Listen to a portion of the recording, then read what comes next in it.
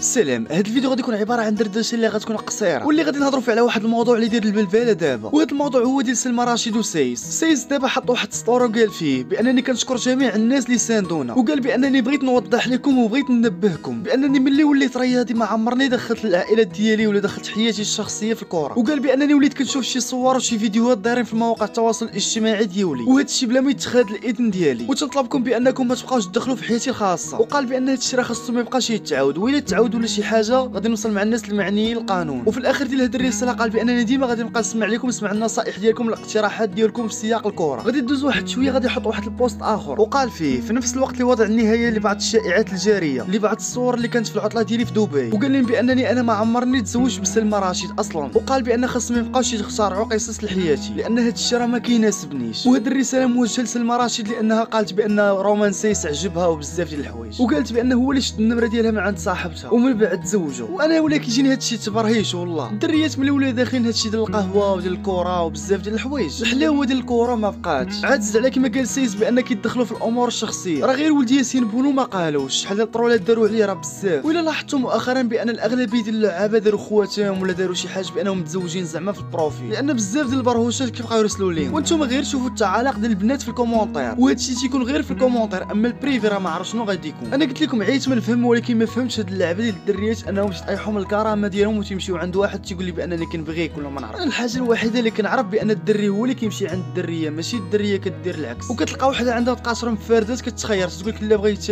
بوخلال اللي كيصلي، وحده تقول لها لا انا ما بغيت زياش فمو تيكون خانز بالكاله. الحاجه الوحيده اللي بغيت نعرف سلمى رشيد ملي غتشوف ستوري ديال سايس شنو هو الاحساس ديالها في هذيك اللحظه ملي تشوف راسها بان كلشي عرف بانها اكبر كذابه. المهم دابا راه وضحت لكم كلشي اللي واقع. بالنسبه للناس اللي خاصها حساب نيتفليكس راه داير غير 25 درهم، وحتى مره ما غتلقاوش في بلاصه اخرى لان الحسابات راه ماشي كراك راه حقيقيين. وحتى الا بغيتي تزيد المتابعين في الانستا ولا التيك توك ولا الفيسبوك او المشاهدات او اللايكات راه كلشي متوفر عندنا. المهم اي واحد خاصاتو شي حاجه هذا هو الواتساب صيفطوا ليا فيه. ما تنساوش تشتركوا في القناه تفعلوا الجرس تخليو بزاف ديال لي كومونتير، خلي معاك واحد لايك وتهلاو.